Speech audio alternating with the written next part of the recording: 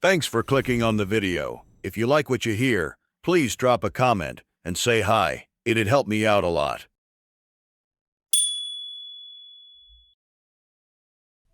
I had forgotten how long it had been. Days, weeks, maybe years. Time in the pirate dungeons had no rhythm.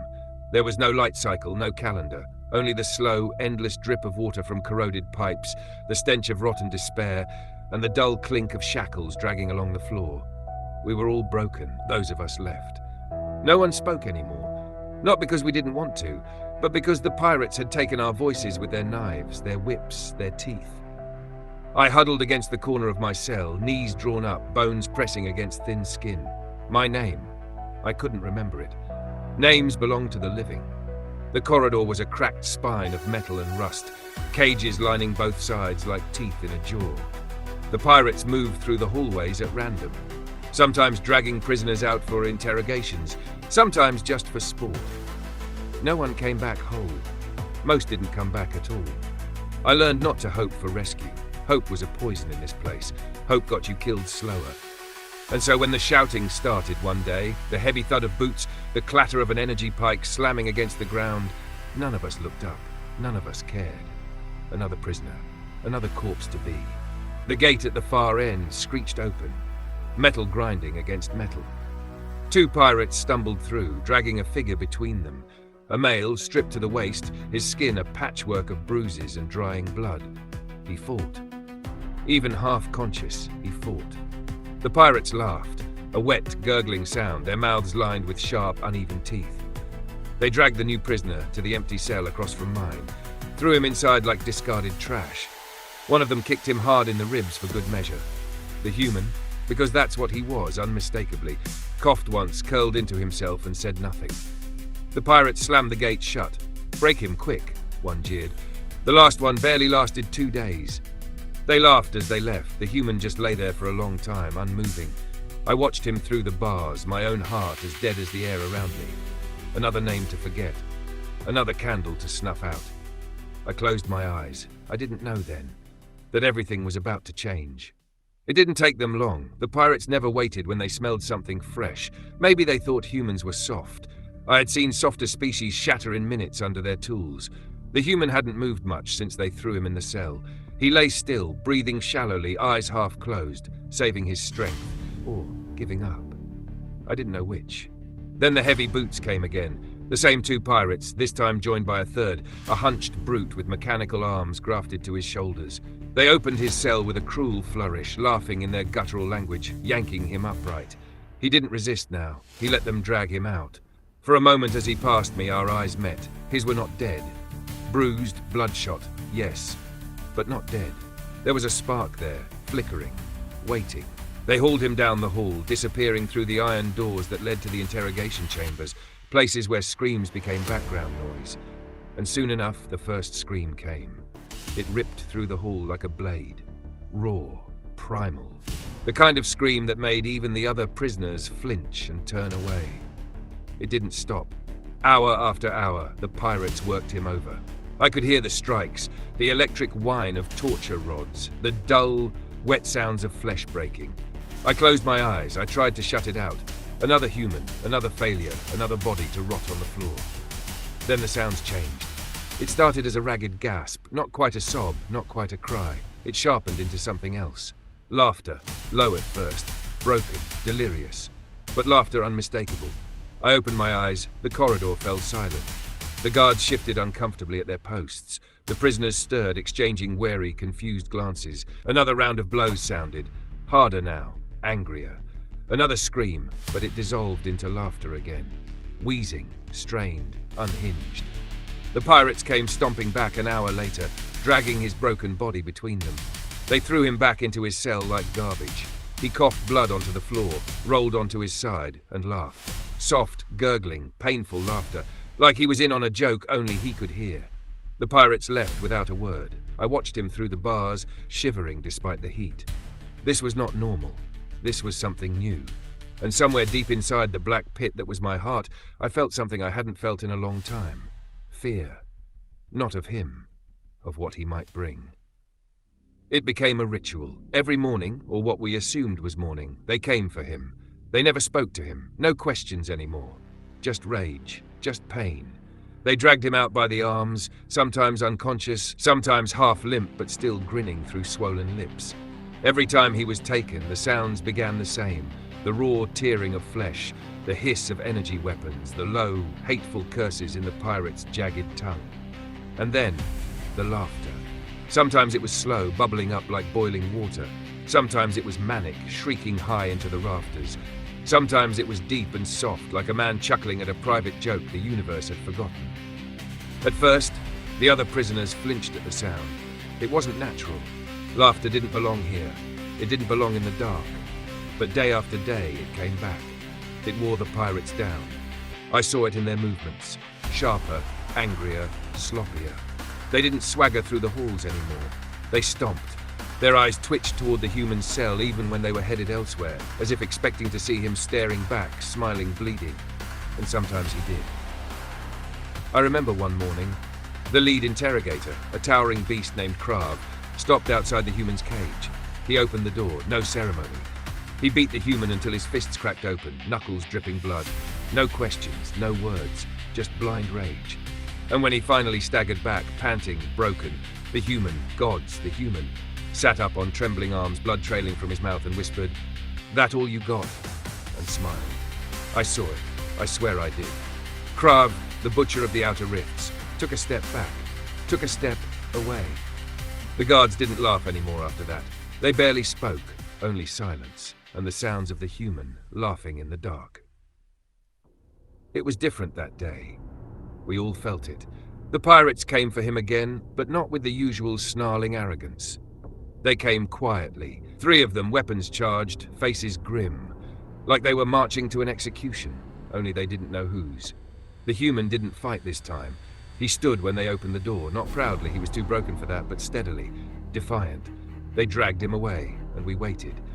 I pressed myself against the cold bars of my cage, straining to listen. The hours crawled by. No screams, no shouting, no laughter, nothing, only silence. The kind that worms into your bones and tells you something terrible is happening just out of sight. I didn't realize I was holding my breath until I heard the faint sound, a distant, wet impact. Something soft falling hard against the ground. Still no laughter, still no hope. When they dragged him back, I knew before I saw him. The body they dumped into the cell wasn't laughing anymore. It wasn't anything anymore. The human lay still, his chest sunken, his limbs slack, dead, gone. The spark that had lit the darkness of this place, extinguished. No final words, no last smile, no grand stand, just silence. The pirates didn't jeer this time. They didn't even look back at him. They locked the gate and they left, fast. Too fast, like they were running from something they couldn't see. I pressed my forehead against the bars, a pit opening in my gut. I had seen hundreds die here. But this one mattered. We sat there in the dark, the prisoners, the damned, staring across the hall at the human who had laughed at death itself and lost. But somewhere deep in the station's foundations, something new was moving. And the pirates, the fools, thought it was over. They didn't know the kind of rage they had just invited into their house. It began with a sound. Not alarms, not sirens, not shouting, just a deep vibration. A tremor that shook the rust from the ceiling beams and rattled the cages on their chains. The pirates didn't understand at first. They barked at one another in confusion, scrambling through the corridors with weapons half drawn, looking for an enemy they couldn't see. I rose to my feet, weak, skeletal, gripping the bars as the floor shivered beneath me. The other prisoners stirred too, blinking in confusion. Was this another trick? Another cruelty? Then came the impact. A deep, resonant boom that shook the very bones of the station. The lights flickered, and then the doors at the end of the hallway simply ceased to exist. Not broken, not blasted apart. Gone, vaporized in a flash of white-hot energy. Through the smoking threshold stepped figures. Humans, armored, silent. Their armor was not the polished parade uniforms of diplomats or traders. It was heavy, battle-scarred, layered for brutal efficiency. No insignias, no colors, only matte black plating with glints of faint blue light at the joints. Helmets smooth and featureless, like executioners. One by one, they advanced down the hall. No words, no announcements. When the pirates rushed them, screaming and firing wildly, The humans didn't even slow down. They moved with mechanical precision, firing short, efficient bursts from compact rifles. Pirates dropped like puppets with cut strings, heads snapped back, bodies crumpling against the walls. No wasted shots, no mercy. It was beautiful. In less than a minute, the hallway fell silent again. Only the faint crackle of smouldering flesh remained. The lead human, larger than the others, a broad-shouldered figure with a heavy rifle cradled casually in his arms, turned his blank helmet toward the cages. He said one word, voice distorted and cold through the helmet. Keys. Another human produced a small device, flicking it once. The locks on the cages clicked open in unison. The gates swung outward, creaking. I stumbled forward, disbelief clouding my mind. Was this real, or another hallucination conjured by starvation and grief? The lead human turned again, this time toward the human body still lying in the cell. He paused, a slow, deliberate moment, almost a bow. One hand brushed the broken man's forehead, a silent gesture I couldn't understand, but knew was important. Then he stood, rifle raised again. The pirates thought they had broken the human spirit. But all they had done was cool down the storm, and the storm had no intention of leaving survivors. The humans moved like shadows through the fortress. No hesitation, no cruelty, just ruthless precision. Every pirate they found, asleep, armed, begging, was dispatched without ceremony. Quick, efficient, final. I stumbled after them with the others, a shuffling line of skeletons wrapped in rags. None of the humans looked at us with pity. They didn't coo. They didn't offer false comfort. They saw us, acknowledged us, and kept moving. Their mission was clear. Eradicate. Free. Leave. It wasn't a rescue born of mercy. It was an act of vengeance, a debt being collected. We passed through what had once been the pirate command center, now a blackened ruin. Bodies sprawled across consoles and floors, limbs twisted in impossible angles. The air smelled of plasma burns and scorched metal. At the heart of it all, where the pirate captain had once ruled from a throne cobbled together from scavenged gold and bone, stood a simple banner, hastily erected. A human flag. Black field, silver starburst, stark, silent, a warning. We moved on, past crumbling corridors, past rooms still smouldering, past places where even the pirates hadn't dared tread. At the landing bay, the human dropships waited, squat, ugly beasts with their ramps down and engines humming low. The lead soldier turned to us. Still no words, just a sharp nod toward the ships. We obeyed. We didn't need language to understand. Freedom had a scent now. Smoke and steel and blood. As I boarded the dropship, I glanced back one last time, down the ruined hallways, over the burning bodies, toward the cell block where he still lay. The human who had laughed when all hope was gone. The human who hadn't broken. One of the soldiers noticed my hesitation. For a moment, our gazes met through the helmet's blank visor. I don't know what he saw, but he nodded once, slowly, deliberately. And then he said, voice low through the comms, "We know." The ramp closed, the engines roared, and the station, that graveyard of suffering, shrunk into the endless black behind us. They fed us on the ship. Water, real food, not scraps, not moldy rations thrown in like slop. They patched our wounds, treated our infections, reset broken bones. None of it made sense at first. We were prisoners, we were nothing. But to the humans, to them, we were survivors. And survivors mattered. It wasn't until the ship's engines fell silent, and the loading ramp hissed open onto the lights of a real world, clean air, open sky, no chains, that it finally hit me. We were free. They freed us. Because of him. The one who didn't make it. The one who laughed. We were processed quickly. Medical checks, paperwork, relocation briefings. Most of it passed in a blur.